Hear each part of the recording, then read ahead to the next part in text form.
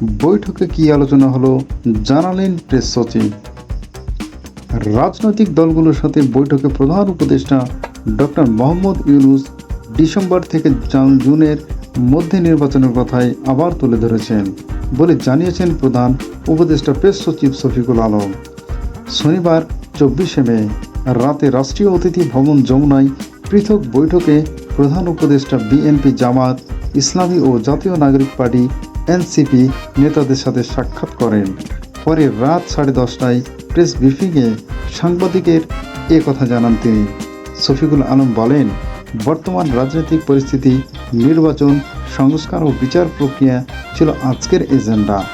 সব দল প্রধান উপদেষ্টার প্রতি আকুণ্ঠ সমর্থন জানিয়েছেন।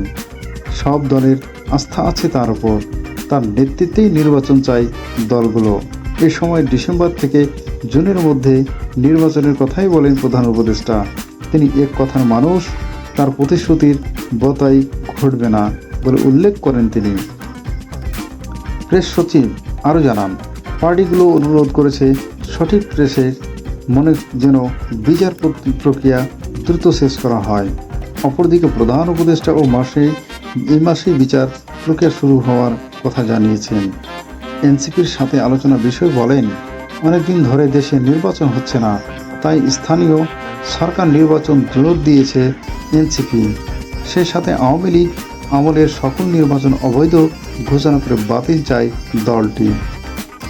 এই সময় জুলাই প্লেসমেন্টের বিষয়ে কাজ চলছে উল্লেখ করে প্রেস সচিব বলেন, সংস্কার প্রক্রিয়া 20শে জুলাইয়ের মধ্যে শেষ হয়ে জুলাই চার্টার গৃহীত হবে। বৈঠকে বিদ্যমান পরিস্থিতি, নির্বাচন ও সংস্কার ছাড়াও নিজ নিজ দলের অবস্থান ও দাবি বিষয়ে কথা বলেছেন দলগুলোর নেতারা। এর আগে জানান, আন্দোলন, দাবি ও প্রশাসনিক চাপে কারণেই প্রধান উপদেষ্টার দায়িত্ব থেকে সরে দাঁড়ানোর কথা শোনা যায়। তবে এই মুহূর্তে রাজনৈতিক দলগুলোর সাথে আলোচনার মাধ্যমে পরিস্থিতি স্বাভাবিক রাখার চেষ্টা করেছেন প্রধান উপদেষ্টা।